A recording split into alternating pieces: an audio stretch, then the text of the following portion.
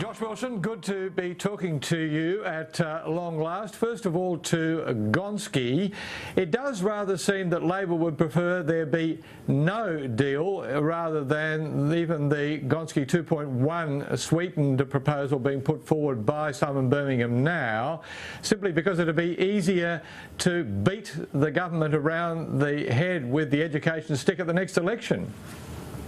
Well, no, Jim, I can't agree with that. Education is so important for the future of Australia going into the 21st century, and if you really want needs-based funding, you have to be disciplined and resolute in holding on to what that means. And what the government puts forward simply isn't needs-based funding. It doesn't get Australian schools to the resources standard at all, really, and certainly not in good time. It means significantly less funding for government schools, which is where all the heavy lifting occurs in assisting children that face disadvantage, and it doesn't bind the states into what needs to be a shared effort between the Commonwealth and the states. So we know what needs-based funding looks like. We designed it, and we're going to stick to that.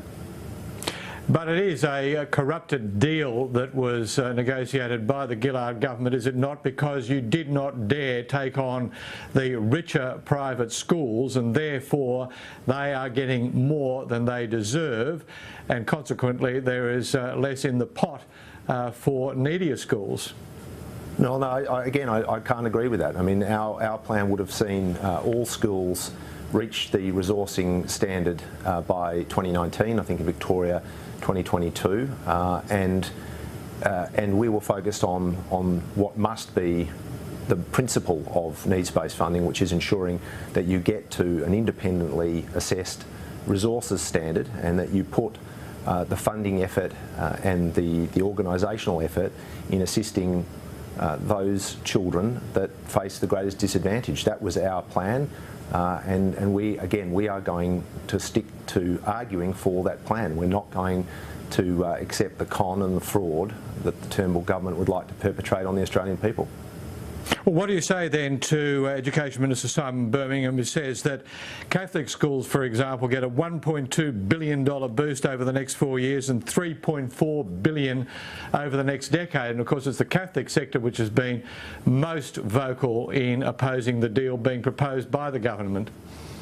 Well, it's a case of sort of lies and damn statistics. The government is going to pick out some numbers that it can put into the public domain it thinks supports its case. We look at the big picture. We look at what needs-based funding should be, getting all Australian schools to that resources standard and binding the states and the Commonwealth together in that effort. This plan does not do that. It leaves the states entirely to their own devices. And I can say the point I make as a Western Australian is the Barnett government carried funds in its budget based on negotiations it had with Minister Birmingham and the Turnbull government. The plan that's just been announced leaves Western Australia $500 million short over the forwards. Now that's not between what Labor had said and the government's kind of corrupted version of school education. That was the deal between Turnbull and Barnett. We're going to get shortchanged here in Western Australia to the tune of $500 million over the forward estimates.